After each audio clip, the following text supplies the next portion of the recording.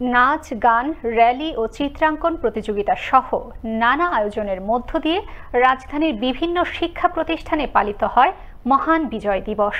এছাড়াও দিবসটি পালনে সরব দেশের ক্রীড়াঙ্গনও মাঠে অনুষ্ঠিত হয় প্রীতি ক্রিকেট ম্যাচও। সহকর্মী শওকত সাগরের প্রতিবেদনে থাকছে বিস্তারিত। ক্যামেরায় ছিলেন দীপু সরকার। আজ 16 ডিসেম্বর, মহান বিজয় দিবস।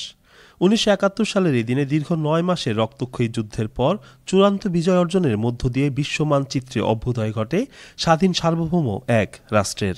30 লাখ শহীদের জীবন আর 2 লাখ মা বোনের ত্যাগ, সেই সাথে কোটি বাঙালির আত্মনিবেদনে পরাধীনতার অভিশাপ থেকে মুক্ত পায় বাঙালি জাতি। শনিবার নানা আয়োজনে দেশজুড়ে পালিত হয় মহান বিজয় দিবস। নাচ, গান, র্যালি ও চিত্রাঙ্কন প্রতিযোগিতা সহ নানা আয়োজনে মহান বিজয় দিবস পালন করে রাজধানীর বিভিন্ন শিক্ষা প্রতিষ্ঠান। আমি অনেক বেশি খুশি আজকে মহান বিজয় দিবস। আজ মহান বিজয় দিবস, আমাদের স্কুলে অনুষ্ঠান হচ্ছে প্রতিযোগিতা এবং আমরা অনেক মজা করছি।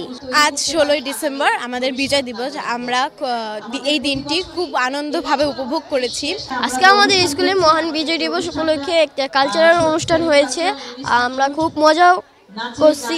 ভয় পেও না, ভয় পেও না, তোমায় আমি মারবো না, সত্যি বলছি কুস্তি করে তোমার সঙ্গে পারবো না।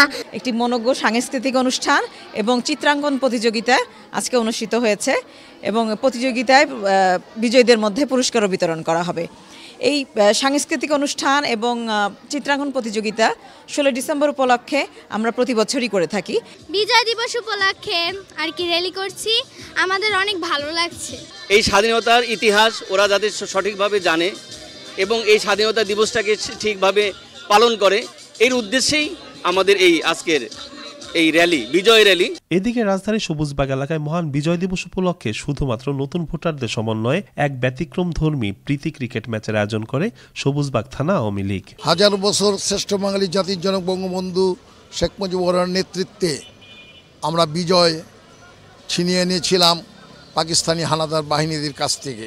আজকে এই এলাকার উদ্যমী যুবক, নতুন ভোটার যারা আগামী 7 জানুয়ারি 2024 ভোট প্রয়োগ করবে, তাদের নিয়ে 5টি দলে আমরা একটি ক্রিকেট টুর্নামেন্টের আয়োজন করেছি বিজয় দিবসের সামনে রেখে।